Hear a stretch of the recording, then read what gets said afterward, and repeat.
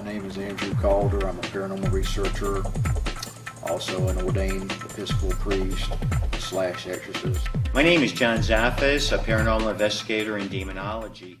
Do you think the responsibility of training this or this awareness goes to the parents of these minors, or do you think the television should maybe put out some disclaimers that this could be dangerous? Do I think it's the responsibility of a parent to teach the child different things? Absolutely, but as far as paranormal, that's a very difficult thing for a parent if they've never had any exposure to it. So, accompanying them and keeping an eye on circumstances and situations that they get tied into, I think is very important, yes. Okay. Do you often get calls from an investigator at 3 in the morning who has had something follow him home from an investigation? Well, I don't know about 3 in the morning. I get 24/7, and I know Andy does too. I mean, investigators get involved with things, and they've never experienced anything, and they could have issues going on. It doesn't mean that it's going to be something negative. They can have human spirit follow them also, and they're just trying to understand it and figure it out. So that's a difficult thing, and that's a very hard curve to learn just by having something follow you, just going from a cemetery or going to a location. Do you think that the average investigator that calls you was aware of that danger before something actually did follow them home? What do you think, Andy? What is your opinion on some of that? I would have to say that a lot of the adults today are almost as naive as some of the kids that we deal with, because they don't perceive any dangers in the realm either, or they take it very lightly. It goes in one ear and out the other when you speak it to them.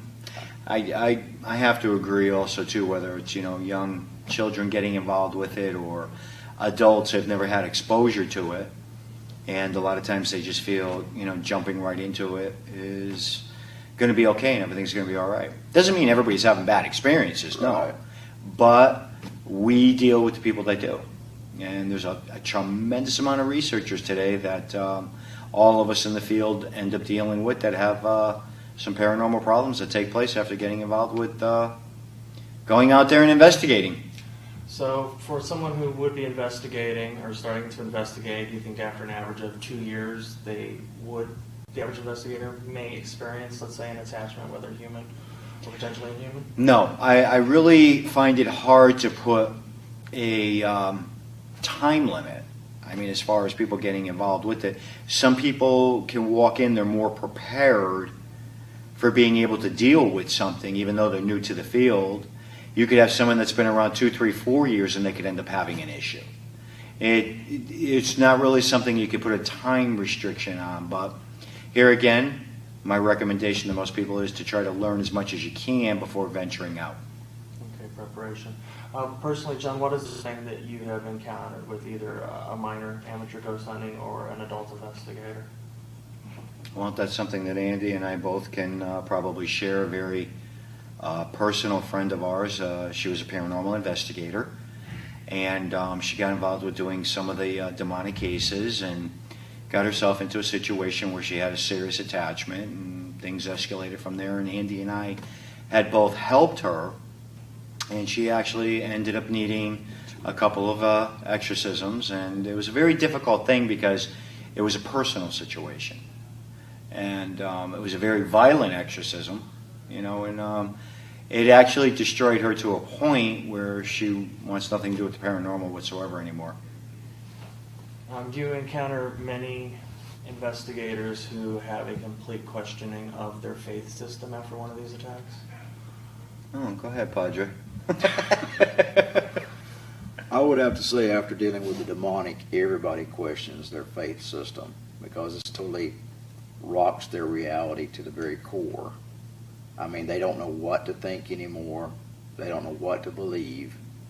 The biggest problem is getting them on the right path and keeping them there without going off on these wild tangents of what to believe in, what chakras they're dealing with, rocks, crystals. I mean, not that I'm against any of that now, but there are honestly some good people in that, but unfortunately they get so diluted in their background and faith system, they don't have anything that's effective to help them in these situations. Would you agree, John? Absolutely.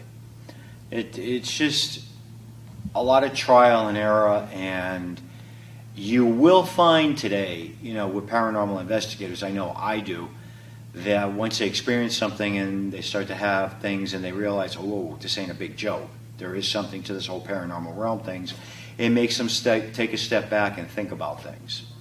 And you'll hear that time and time again. People will say that to me, now I have to think about this because I really didn't believe in God. I didn't believe in any of this negative stuff. Now I have to look at it from a different perspective.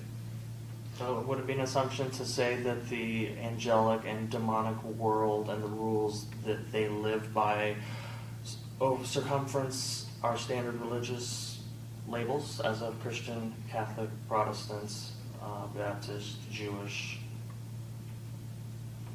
What do you think on that one? A lot of left field, I realize. I really don't think, again, that falls into where people is kind of like asking, which one has more problems, what background, what faith system.